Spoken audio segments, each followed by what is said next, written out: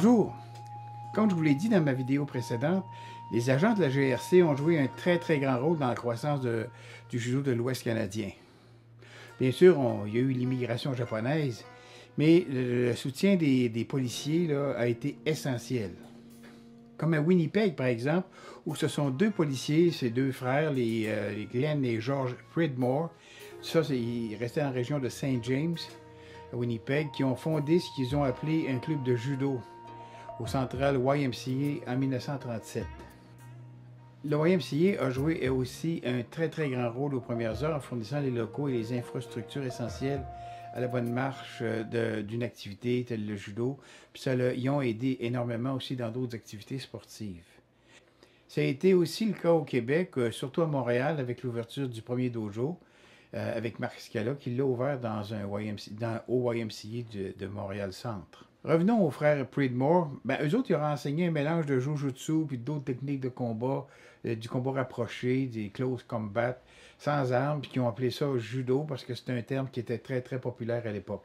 Il semble que ce club-là, il a ouvert puis fermé à un moment donné, puis il a réouvert en 1947. Ça, c'est des choses qui sont très fréquentes quand on veut implanter une discipline à quelque part. Mais ces gens-là, ils n'étaient pas tout seuls.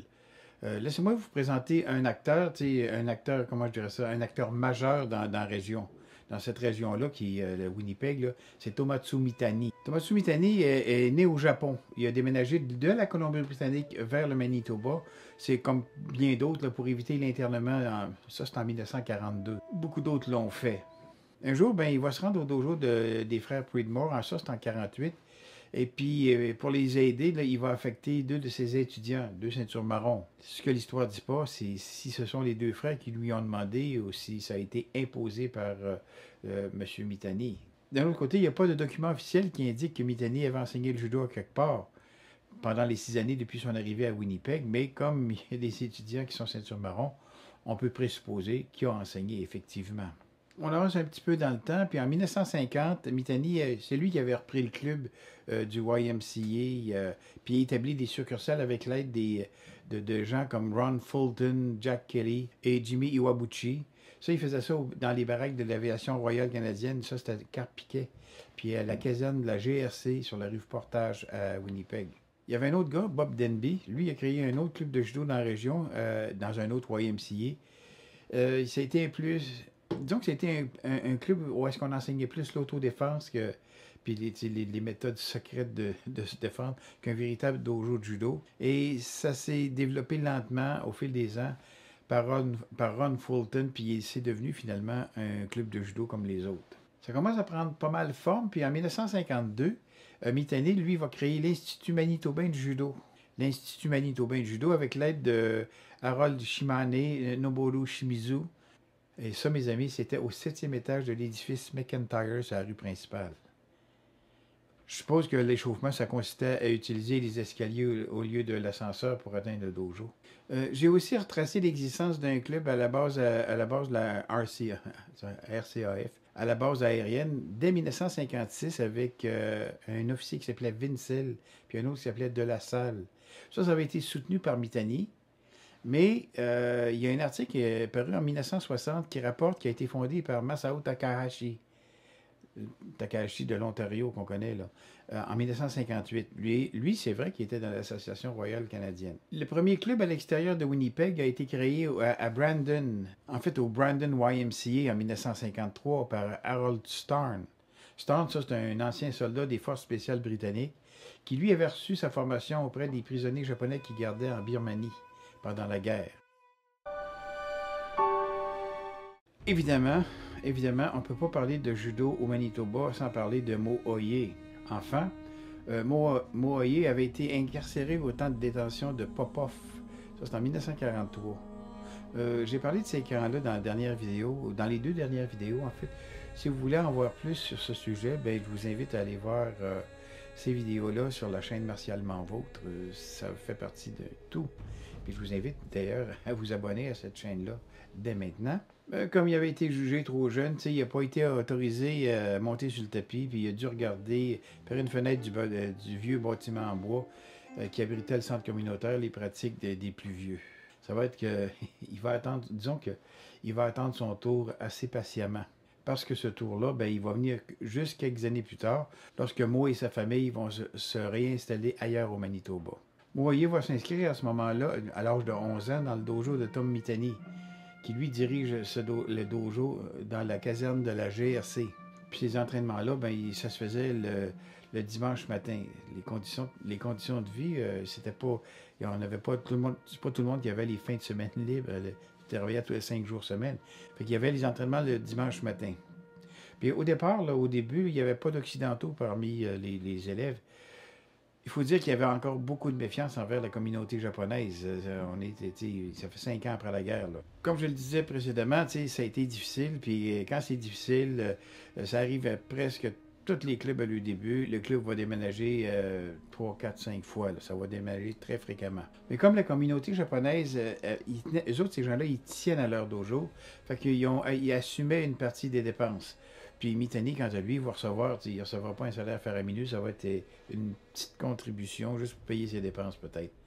Rien d'extravagant, il faut se le dire. Moaye a commencé à s'entraîner, puis il s'entraînait fort, puis il avait commencé à se faire un nom dans le domaine de la compétition. Puis ça, malgré sa petite taille, parce que Moaye, ceux qui l'ont rencontré, c'est pas quelqu'un de très costaud. Il pesait environ 60 kilos. Et puis, dans ce temps-là, ben, il n'y avait pas de catégorie de poids. Il s'entraînait avec impatience pour les deuxièmes championnats canadiens qui vont avoir lieu à Winnipeg en 1959. À cette époque-là, le patron du judo du Manitoba, c'était Atsumu Kamino. On a parlé de Kamino dans les vidéos précédentes. Lui, il est venu à Winnipeg à peu près 2 ans avant, vers 1957, pour s'occuper, entre autres choses, de la nouvelle fédération, la Canadian Kodokan Black Belt Association, et décerner des diplômes de grade. Il faut dire que ça paye pour Moaye de s'entraîner très fort, parce qu'il va remporter 2 fois le championnat canadien centre-ouest, toute catégorie. À cette époque-là, on l'a dit déjà, là, on l'a déjà dit, je veux dire. Mais c'est le centre-ouest, c'est-à-dire qu'il n'y avait pas un championnat canadien comme on pense, comme on croit au début. C'est trop vaste. Mais être champion canadien du centre-ouest, cette performance-là a convaincu Camino de lui décerner la ceinture noire. Il faut dire que c'était très subjectif. Et les commissions des provinciales des grades, ça n'existait pas encore à cette époque-là comme aujourd'hui. Les critères étaient plus flous. Puis, lorsque les premiers championnats canadiens sont finalement arrivés, ça c'est en 1959, Moaye a fait partie de l'équipe des 5 représentants le centre-ouest du pays. Moaye va terminer 5e. Quand on pense à ça, c'est un classement qui est, disons, extrêmement respectable pour sa première participation à un tournoi de cette envergure-là. Cette participation à ce championnat-là, ce ne sera pas la dernière, même si Moaye va commencer à se consacrer de plus en plus à la formation et à l'enseignement, comme plusieurs d'entre nous l'ont fait d'ailleurs. Puis 4 ans plus tard, Moaye a terminé 3e des championnats nationaux. Puis là, il décide de devenir sensei, il décide d'enseigner, puis il arrête la compétition. Il est au début de la vingtaine. C'est en 1963 que le judo va perdre un de ses pionniers dans cette région-là quand Tom Mitani va décéder.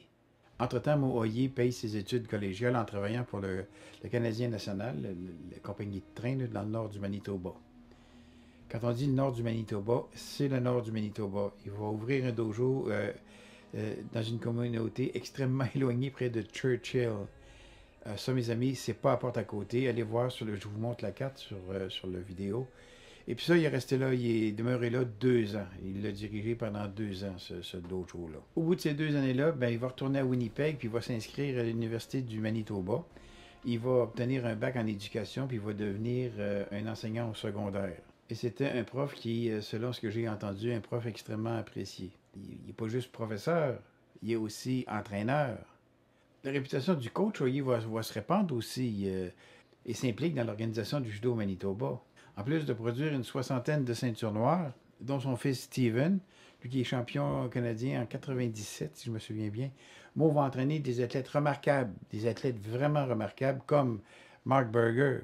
Je me souviens très bien de Mark Berger lorsqu'il est arrivé au championnat canadien, parce qu'il n'était pas encore naturalisé. Lui, c'est un Ukrainien d'origine, puis il a déménagé au Canada juste avant les Jeux olympiques de Los Angeles. Puis à ces Jeux-là, ben, il a obtenu le bronze. Mais à l'époque, où est-ce qu'il a fallu qu'il fasse le tournoi de qualification. Il n'était pas encore citoyen canadien. Le Québec avait fait un protêt, mais on l'avait perdu. Évidemment, avec le recul, on se rend compte que le bronze aux Olympiques, ça donnait beaucoup plus de chances à Judo-Canada. Mais ce même Mark Berger-là, au championnat du monde à Maastricht, aux Pays-Bas, il a obtenu quand même le 7e place en 83. Il a remporté aussi les Jeux panaméricains à Caracas, au Venezuela. Puis au Mondial de Moscou, 2 ans après, bien, il s'est classé 5e. Il y a aussi un autre Manitobain très, très, très connu, Ewan Beaton. Ewan Beaton, qui, après une belle carrière de combattant au niveau olympique pour le championnat du monde, ça c'est en 92 et 96 pour les Olympiques. Ça c'est 92-96. Ewan Beaton est devenu un entraîneur de haut niveau pour Judo-Canada. Et finalement, une fille, Nikki Jenkins, elle s'est médaillée aux Jeux panaméricains. Et puis c'est une compétente internationale plusieurs années. C'est entre autres l'épouse du célèbre champion olympique britannique Neil Adams, le 9e dan. Neil Adams, un monument du judo. Mo Oye a également occupé la plupart des postes disponibles dans l'administration du judo, entraîneur d'équipe provinciale. Il était aussi président de Judo Manitoba, président de la commission provinciale des grades, président de la commission des arbitres, vice-président de Judo Canada. Bref, nommez-en. Quand il y avait un poste de disponible, on pouvait compter sur Mo Oye. Mais ce qui a toujours compté chez Mo Oye, malgré l'ampleur de ses tâches, Mo Oye, il n'a jamais négligé l'élément humain. C'est un gars extrêmement chaleureux. Par exemple, chaque mercredi soir, il y a beaucoup de ces ceintures noires, mais la plupart ont leur propre dojo. Ils viennent s'entraîner au dojo de M. Oye. Et ça, pour un prof de judo, c'est de la vraie reconnaissance. Déplaçons-nous maintenant en Saskatchewan. Originaire des années 60, les Irlandais expatriés dans les prairies, comme Jane O'Sullivan, ne pouvaient pas compter sur les sports gaéliques comme le rugby ou le hurley pour occuper le temps libre. Vous allez voir ce que c'est que le hurley. Allez voir sur Internet, là. C'est vraiment irlandais. Fait que, faute de mieux, Jim me rejoint encore une fois un YMCA, où est-ce qu'il y a un jeune sensei enseignait, nommé Moe Brown. O'Sullivan a commencé le judo quand même relativement tard, à 27 ans, mais il est tombé en amour avec le judo. Quand on commence à 27 ans, on ne peut pas connaître une grande carrière de compétition. Il a remporté un titre provincial en 67. Il s'est cassé un poignet, puis ça a mis fin à sa carrière de compétiteur. Mais ça n'a pas ralenti son enthousiasme. Même s'il était juste ceinture bleue à l'époque, il a ouvert un dojo à Prince-Albert. Oui, lui s'était installé à Prince-Albert entre-temps. Ben, vous savez, ouvrir un dojo quand on est ceinture bleue ou marron, à cette époque-là, c'était pas inhabituel. Moi, quand j'ai ouvert mon premier dojo, j'avais 15 ans, j'étais ceinture bleue. Et on se faisait parrainer par une ceinture noire. Moi, c'est mon deuxième professeur, M. Jacques Tremblay, qui nous parrainait. Vous savez, il n'y avait pas beaucoup de ceintures noires en dehors des très grandes villes comme Montréal, Québec, Winnipeg, Vancouver, Toronto, ce genre de villes-là, mais pas dans les villes moyennes. Brown, c'était un bon professeur. Il avait hâte de voir son élève réussir. Fait qu'il partait souvent de Regina vers Prince-Albert soit pour remettre des grades ou donner des entraînements ou des cours spéciaux. Un peu plus tard, ça c'est en 1979, le club a accueilli les championnats canadiens femmes et juniors. Je me souviens très bien de ce championnat-là puisque j'étais là à Prince-Albert comme entraîneur d'équipe du Québec. C'est à cette occasion-là que j'ai rencontré le premier ministre de l'époque, John Diefenbaker. Ils ont donné une ceinture noire honorifique, peut-être pour faire un pied de nez à Pierre-Éliott Trudeau, qui lui était ceinture noire du Kodokan. Remarquez que j'aurais bien aimé faire un randonnée avec M. Trudeau, pour plusieurs raisons.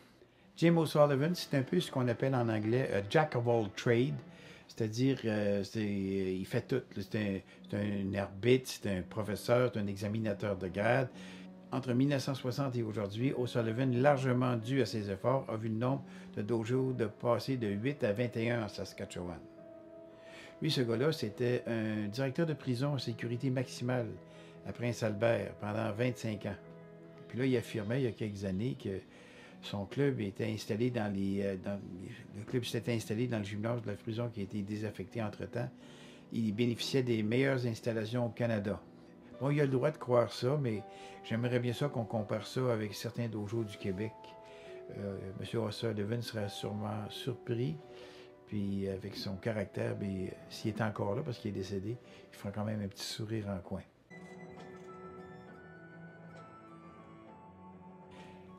Voilà, c'est ce qui conclut notre incursion dans les prairies canadiennes. C'est ce que j'avais à vous dire sur ce chapitre-là. N'oubliez pas, si vous avez aimé la vidéo, de nous donner un pouce en l'air, ça va nous aider. Activez les clochettes pour recevoir les notifications. On sort une vidéo par semaine environ. Partagez ces vidéos-là avec vos amis au dojo. Abonnez-vous à la chaîne, surtout, abonnez-vous à la chaîne Martialement Vôtre. Ça va nous donner un coup de main. Entre-temps, n'oubliez pas d'aller vous entraîner. C'est plus important que d'écouter des vidéos, même les miens. Allez-y, une fois, deux fois, trois fois par semaine. Faites attention à vous et à la prochaine.